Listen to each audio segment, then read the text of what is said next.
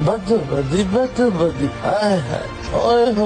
आवाज इतनी कर्कश थी कि ऐसा लगा कानों में जैसे किसी ने हक दिया। मैंने देर नहीं की और अपने सीक्रेट मिशन के लिए अगला कदम मैंने उदयपुर की तरफ बढ़ा लिया था। ये शहर 1972 में जलमग्न हो चुका था। 60% पानी और 90% जमीन पर लोग रहते थे। यहाँ दिखने वाले इन खतरनाक हथियारों को देखकर चौंक गया। फिर बाद में पता चला कि जो अंग्रेज यहाँ आते हैं उनकी खाल खींच के यहाँ बैग बनाया जाता। पानी पर चलने वाली टेक्निक मैं भूल चुका था, इसलिए जमीन पर ही चलना पड़ा। इस शहर में कबूतरों का भयानक आतंक था। कबूतर इतने मक्कार थे कि इंसानों से दाना लेके कबूतरियों को दाना डालते। और एक बार कबूतरी पड़ गई तो गुटर गो चालू। कबूतरों की बढ़ती हुई आबादी इंसानी मखलूक के लिए चिंता का बायस बन चुकी थी। कबूतरों के इस झुंड में कुछ इच्छाधारी कौवे भी कबूतरियों के चक्कर में यहाँ घूमते रहते थे। कबूतरों को गुस्सा है, उनको प्रोवोक करो, इसके लिए उन्हीं के सामने बैठ के उनका दाना चुगने लगा। पर ये नल्ले टस से मस न हुए। इतने हरामखोर थे कि पंख होने के बाद भी जमीन पर चलते थे, उड़ते ही नहीं। पैसे का प्रलोभन देकर भी मैंने उन्हें बोला कि उड़ जाओ, उदयपुर को आजाद करो। यहाँ तक कि उनके लिए मैंने मुजरा भी किया कि हो सके तो पिंड छोड़ दो हमारा। पर ये ठस से मस न हुई। तुलसीदास जी कह गए हैं कि भाई बिन होए न प्रीति। तोप उठाई और सारे कबूतरों को एक एक करके उड़ा दिया और कबूतरियों को हीरा मंडी बेच दिया। शहर आजाद हो चुका है, ये सुन के लोगों में खुशी की नहर दौड़ गई और उसी नहर में गोते लगा के लोग अपना पंचर चेक करने लगे। तभी एक आवाज सुनकर मेरे कदम बरबसी एक तरफ चल पड़े थे। मैं राजमहल पहुंचा, जहां पर मुझे